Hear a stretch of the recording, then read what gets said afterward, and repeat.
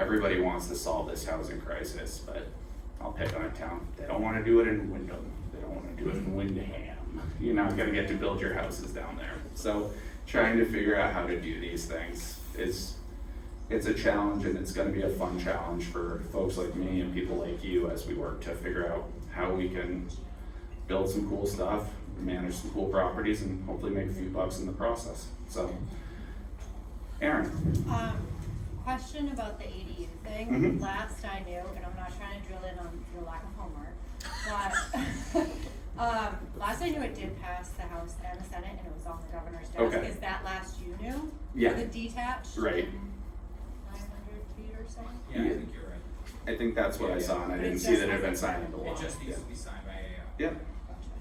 So that's again a helpful piece, but like I was working, I got a variance recently in New Boston where they already had an ADU in the house and they built a garage, and then the wife's mother was living in the ADU, and then the husband's father got divorced and needed a place to live when he sold the house. And so we ended up getting a second ADU permitted, which is a little bit off the rails because it was an external ADU. I needed to go through all the variance piece of it. And he was paying more in apartment rent than he was paying in his mortgage for the house he sold. So trying to figure out hardships there. It was one of the ones where a lot of people I talked to and a lot of smart engineers were like, you're never gonna get this. And we managed to get it. So things might be changing a little bit in that everybody lives somewhere, whether it's a house, an apartment, wherever.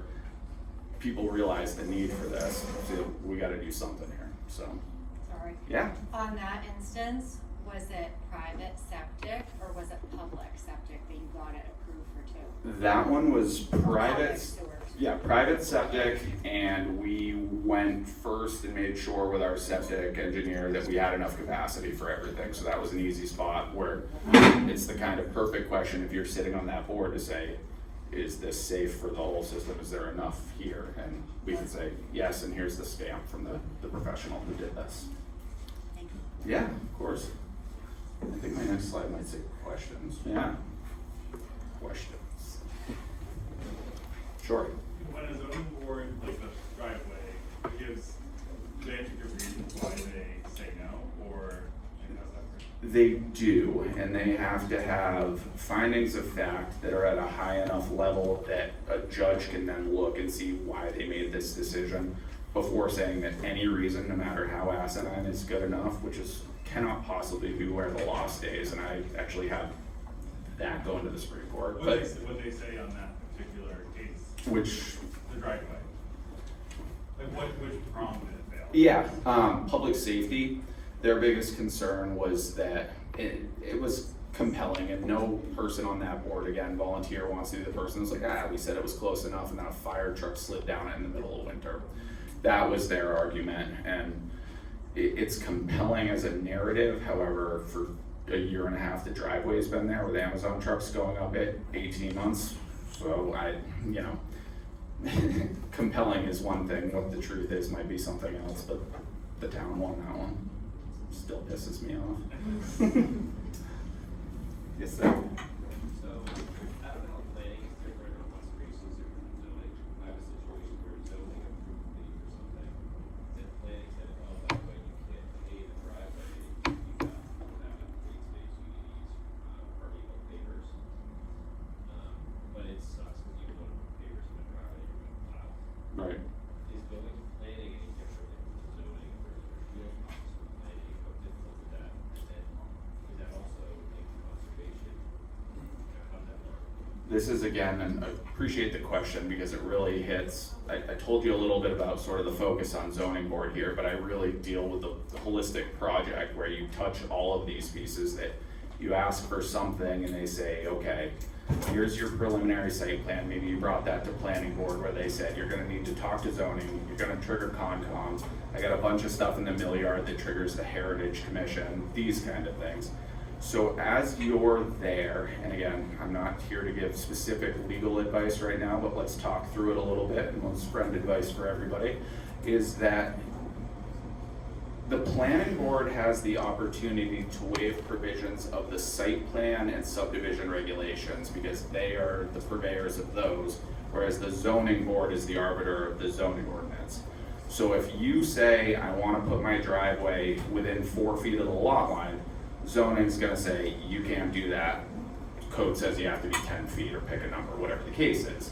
Whereas planning says you have to have 50% impervious, or pervious surfaces, cap at 50% impervious. So you're here, by putting a driveway in and that extra parking space to get your extra unit, you're gonna run over that cap, you need to get creative.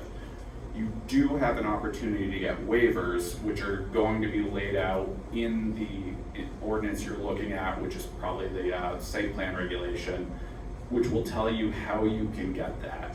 And infrequently do I have a project that doesn't have a single waiver request, which range from things like that, or I was dealing in Hooksett with a dead end off a dead end, which is sort of a challenging thing because in the 80s, the city or town of Hooksett adopted this road that's like 1.5 miles long, but a dead end, which wouldn't get through code today.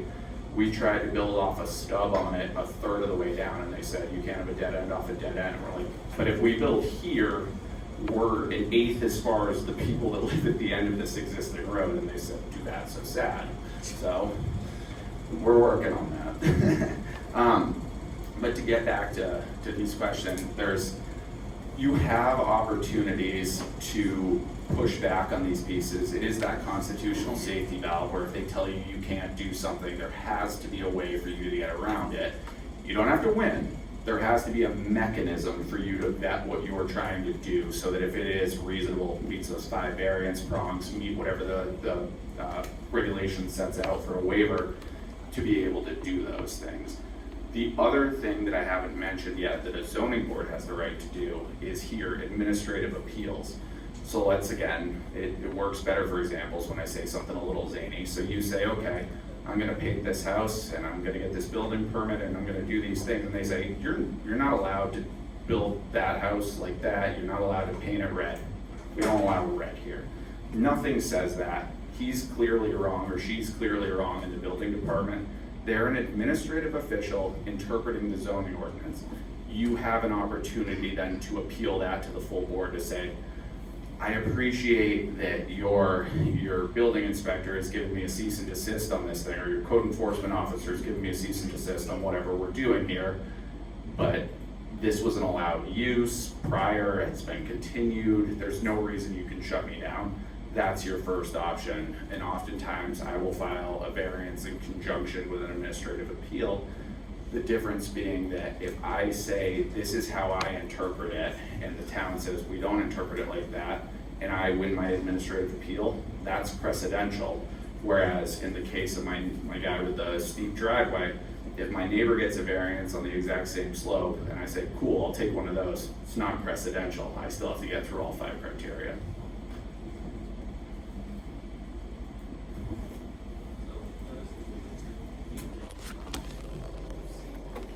You a little louder?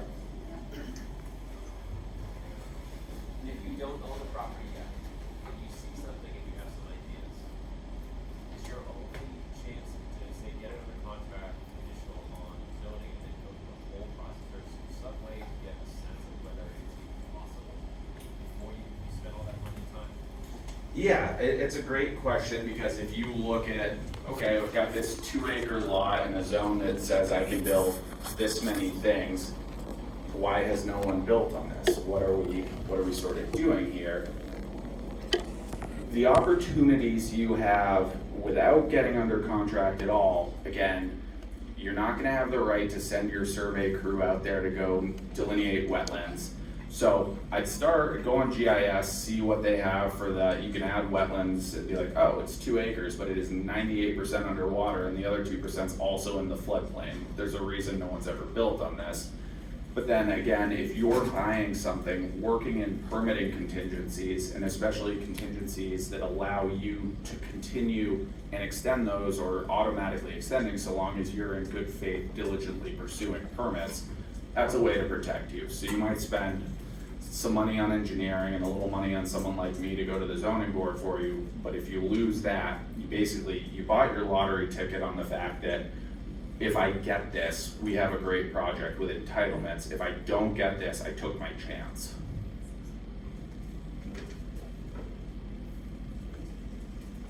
Yes, sir. So I'll ask you to shine off your crystal ball a little bit here and answer a question. Obviously, a lot of the bills that have passed recently or are sitting on the governor's desk right now are bringing a lot from the local level to the state level in terms of zoning control. Do you see a continuance of this pattern here, given the housing shortage that we keep referencing? And, you know, we look to places like Massachusetts where the Commonwealth can pull the strings with, you know, transportation funding to hit certain affordability requirements. Do you think that that's going to continue in New Hampshire, where we're going to continue to pull the local level control, or is that going to revert just based on who's in office, essentially? Yeah, I think it's a very astute question. I started my career in Massachusetts and came to a few conclusions with that. Again, born and bred New Hampshire, right? So I'm happy to live free or die and be back here, but we can still learn things from our big state to the south. But as you look at the case law in Massachusetts, you see that everything is in Boston, the Cape, or the Islands, which are the spot where if I want to add 2 feet above, I'm allowed 35 feet, I want the 37 feet, I want to get a variance, whatever the case may be. That's the spot where the $10 million house next door is going to be willing to fight you on every inch of it.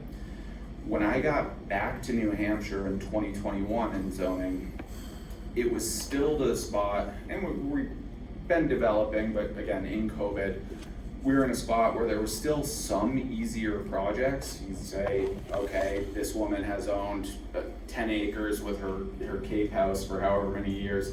I can clearly subdivide this and build something. It's pretty easy. Those easy opportunities seem to have gone away a little bit. So we're getting into the stuff where let's figure out how we can move the walls around to get another unit. Let's figure out how the ADUs work. And bringing it back to the question is that in Massachusetts, so they have these transit-oriented districts where they're trying to get people to build near the T stations, and some of those towns say that's a great idea, and other of those towns lose their minds because you're not gonna build that in Wellesley. So you get these fights about it. The other thing in Massachusetts, I did a couple cool projects where they have a law called 40B, MGL 40B, which lets you set aside local zoning. You have to meet all state and federal requirements, so wetland setbacks, things of that nature, septic code.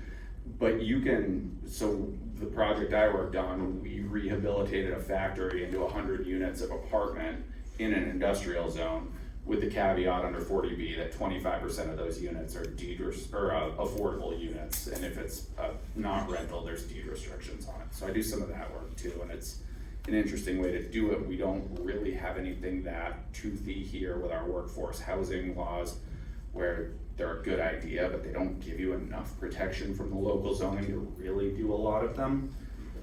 So again, to get back to the question I was asked, as we start pushing and trying to figure out what the state's gonna do, zoning's an inherently local piece. Again, it's 5 folks from the community and the board here trying to do their best to make the decisions for the town.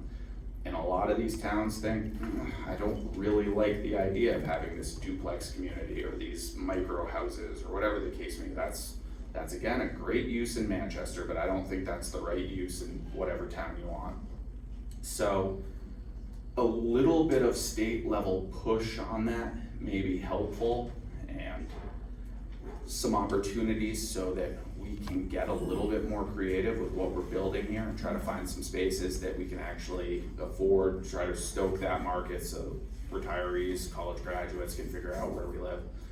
Right now, in my so I worked on Capitol Hill in DC for a little bit before law school, went to law school in DC, but in my entire 10-year legal career, we really haven't seen an opportunity to build interesting things as opposed to the desire to continue building single-family houses, which we all read the case studies about 2-acre lots, 5-acre lots don't make any sense and shouldn't be legal. People like living in them, but we also, it doesn't fit everywhere. And going back to the fact that things like the Manchester existing zoning ordinance is from the 70s, you go talk to a town, you know, some of these towns that are only a few thousand people, their code doesn't make any sense at all. They just said we decided in the whole zoning map, we have the industrial corridor along the highway and then everything else is rural residential. you just run out of ideas and creativity. So if it takes the state pushing a little bit, I think that probably makes sense. But at the same time, zoning's inherently local. The fact that some of the towns I've teased already today are different than Manchester is why people wanna live there, or some people wanna live in Manchester. Variety's the spice of life, but we gotta figure out where the opportunities are to get people and stuff, and where the opportunities are, again, paying attention to the crowd we're in front of, where the opportunities are for you to use your creativity and say, all right, I'll take a chance on this thing because I think school project, gonna get some people in there and it's gonna generate.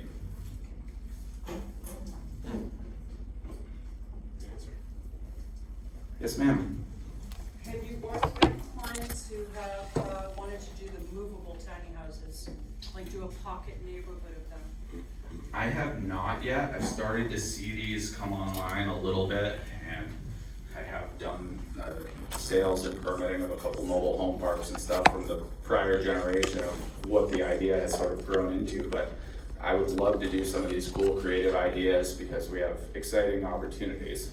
Because I will say that as someone who wants to do that, and who is part of the Tiny House National Community, Tiny House Industry Association, the man who is credited with starting the movable tiny house movement, Jay Schaefer, he totally feels that we need to push it constitutionally. Interesting. This is the state to do it in. Yeah. And I'll say it here, I am from Massachusetts, but I'm moving up here to do it. No, Hold it against me. it's interesting with stuff like that where you think about some of the ritzier towns in New England, and a lot of them, you think about ski communities, and it's people with their 5-bedroom, beautiful view of the mountain, but where does someone who works the chairlift for 6 months, where are they gonna live? So the mountains say, okay, let's build some tiny homes, that's a great idea, and then you run smack dab into the no mobile homes restriction in some of these fancy towns. So it's tough to try to be creative in a system that's outdated.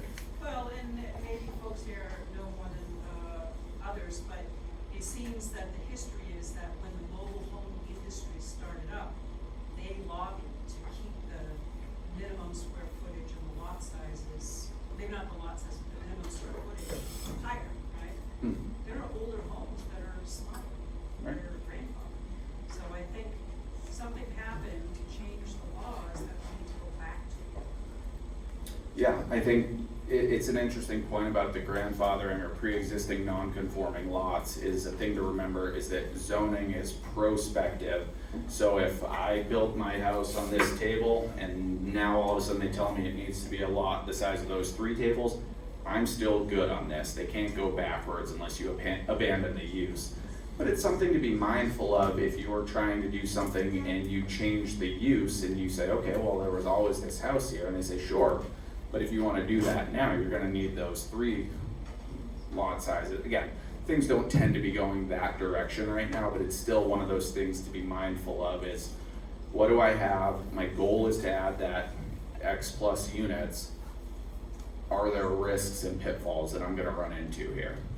Yes, And ma'am. I just wanna add to that, without talking all the time, there are tiny house villages in other parts of the country. Mm-hmm. From the last time I checked, there's one in New Hampshire that's under the radar, but there's no others in anywhere in the Northeast. But they're elsewhere in the country. Yeah.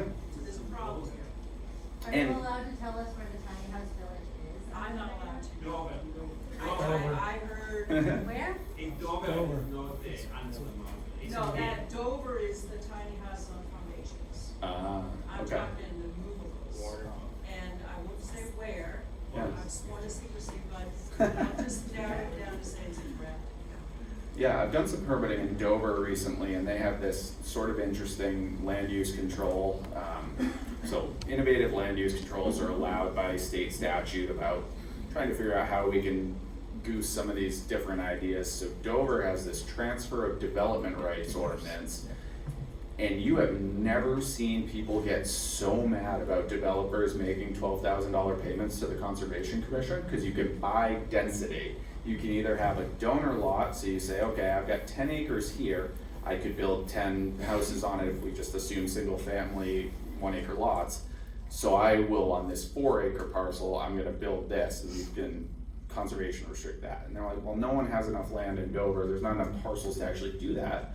So what we're gonna do is we have land that the Conservation Commission owns, we have land that the Conservation Commission town owns, Conservation Commission manages.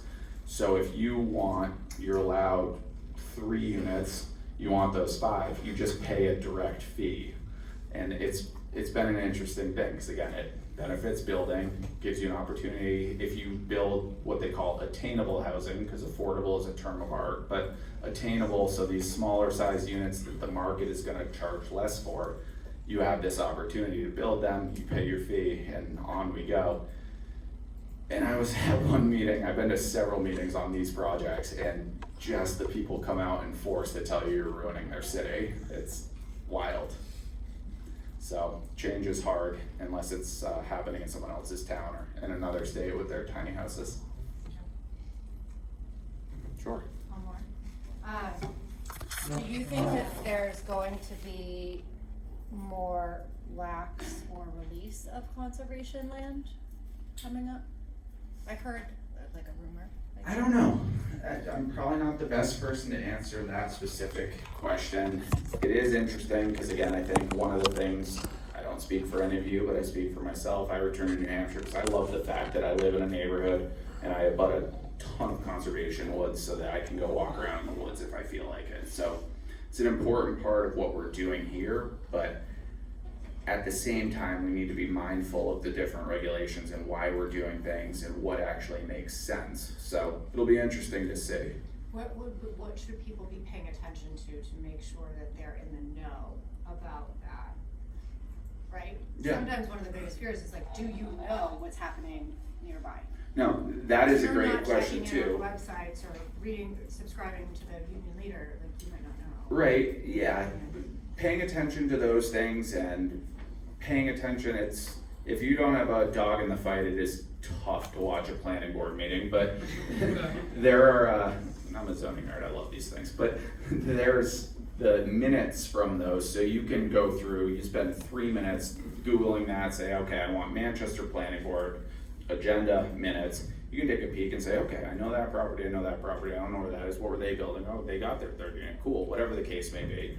You can look through these things, but one of the things to your question that I see is I worked with that developer in Massachusetts when I started who had land banked a lot of land, and people got very complacent with the fact that they live next to forests.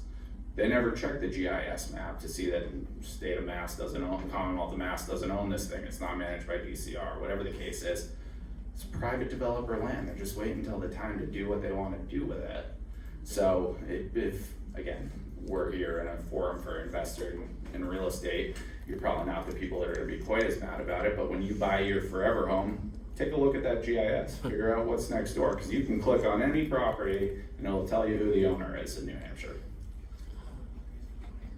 So, yes, sir. I will go as far north as the work requires. So I have spent plenty of time up through the notch. I've got a couple things. I've got stuff I've done in Lisbon, Land F. I've done Bethlehem. I've done. So how far up are you trying to go? Cool. Yeah. No, that's neat. No, that's interesting too, though, that we have towns without zoning still. There's, at last check, it's 19 municipalities without zoning. Which has its cons, because if you're building in a no zoning town and other parts are close to yours and they're not built on yet, what the hell is gonna come in next door, you know? Right, you don't have control of that. You don't have, sure, the setback's a pain if you're trying to build your garage a little closer than it is, but on the other side of it, it protects you from your neighbor building right against your lot line. So it's nice to know and be able to look into the zoning and figure out what you have. These towns without zoning oftentimes piggyback into site plan regulations and they try to set some setbacks and stuff like that. But what they've done by that is that if you need to appeal that, you're outside of the standard case law because you're in a town without zoning, so you have to, by analogy, figure out why they should let you do what you're trying to do, and it all is a bit of a morass.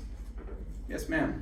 I actually just drove down from Wentworth, one of those no zoning towns. I drove by a property, and my realtor says there's a